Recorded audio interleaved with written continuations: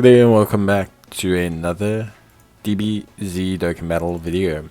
In this video we're going to be taking a look at, well, basically how you can complete the burst mode for the, well, Majin Buu Kid Buu Saga, and basically how you can have a very good kind of run with the burst mode. Now I'm showing you the modifiers on the screen. You'll see them here. The big ones to note are obviously that we're using Majin Buu Saga, that we're using superclass Majin Buu Saga, and I think what's super important to understand with the Majin Buu Saga is that basically, the reason I chose it, and the reason I think it's a lot easier is, firstly, there's a lot more easy A's.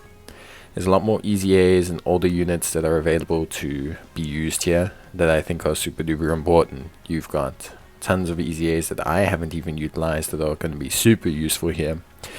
You've got tons of great units that are going to be super useful here. You've got the ultimate Gohans that I haven't used. You've got the strength Gohan that I haven't used. The Kamehameha duo that I haven't used. The int Gotenks that I haven't used. And my team in itself doesn't use, tech LR Gotenks, tech Gotenks. So there's a lot of really good units here that you can use. You can even use one extreme unit if you're doing the super version, and you can use a physical Kid Buu if you want to. So there is a lot of really good like units.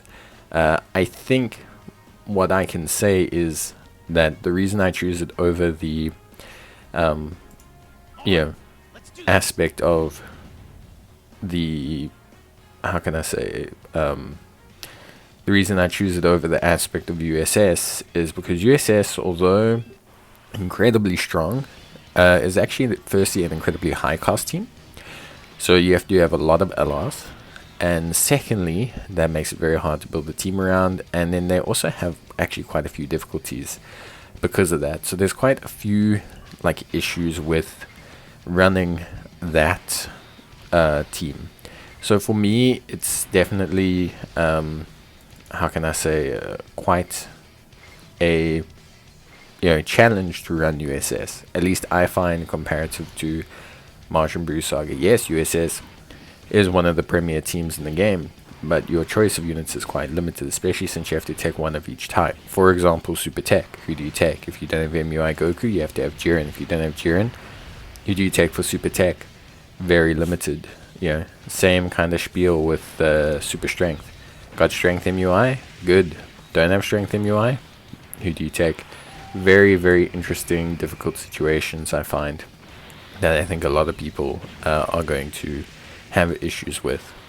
Now, Kid Buu has two phases. He has a strength phase, which is incredibly challenging, of course. Then you have the int phase, which is even more challenging. The strength phase, generally you don't beat. You can beat it, technically, with the right Majin Buu Saga build, if you get really lucky with the AGL Super Saiyan 3 Goku, who, by the way, also we're not using. But the thing is, you don't want to try and do that. It's just very difficult and not something you should try to do. So generally it's just getting through the strength phase. He fires a guaranteed super attack at the end of the strength phase. It's obviously something that can be quite challenging, but for the most part you shouldn't have massive issues with it. Then of course, outside of that, all things considered, that's where we start to get interesting. So the int phase has a couple things. Firstly, super attacks. Physical super attacks don't hurt Buu. Kind of a big problem, of course, if your team has a lot of physical super attacks. So you can't really deal with that. You can't do much with that. So you have to kind of, let it be.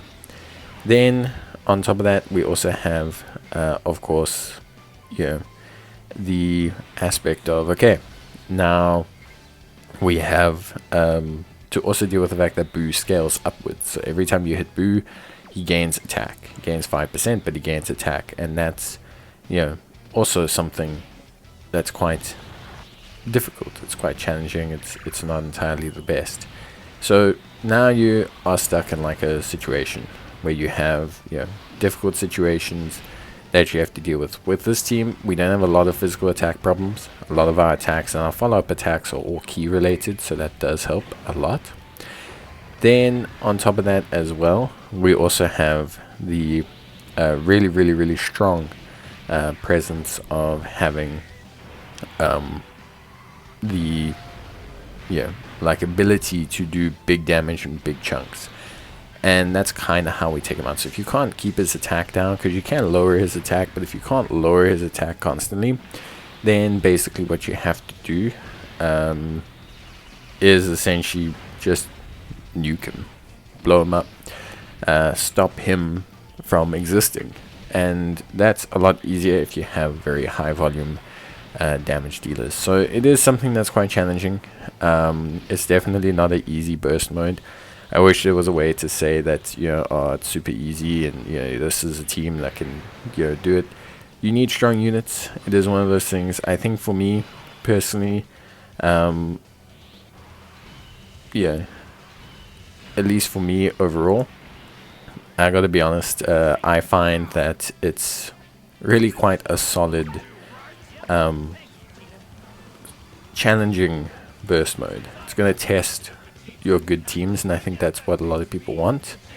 I think overall, but I think ultimately it is definitely quite challenging. Of course, for me, all in all, I do think that I find functionally, I don't know, I think it was a good fun challenge. I didn't have a lot of difficulty with it first time around, but I was quite well prepared. I do think selecting the usability of items makes it a lot easier, and that's why I've constructed my modifiers around making sure that I have the availability of these modifiers, because I think the items they just take the edge off of it. They make it far more feasible, where you're feeling a lot less pressured to have immediate success. So for me, it's definitely something that's quite important to note, but obviously it can be something also I think that is quite challenging as well. Even with the items, it's still very challenging.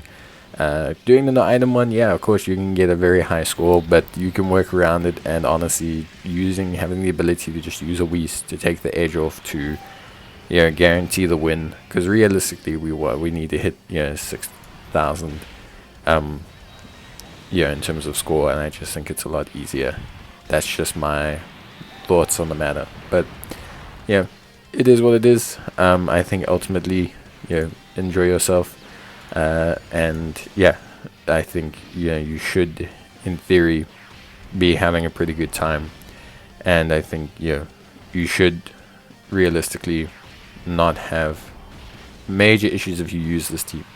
You'll probably have issues if you use another team, but I think if you use this team you should be fine. At least I find you should be okay. But that's that's really it. Honestly, that's pretty much as I can kind of give you. There's not too much else I can really mention, unfortunately. But wishing you guys all the best of luck, of course, and I will see you guys in the next one. So as always, until then, take care, stay safe. Let me know what you guys are struggling with. I know there's a lot of stuff that's been coming out. I'm trying to keep up with it, but also trying to have a little bit of a holiday at the same time from my actual job. So just let me know if there's anything super urgent that you need help with, and I will be there trying to make a video for you. But otherwise, other than that, I will see you guys in the next video. So as always, take care, stay safe, and thanks for watching. It's always greatly appreciated. And there's a lot of substitutions for Majin Buu Saga, so really try your best and let me know in the comments if you are struggling.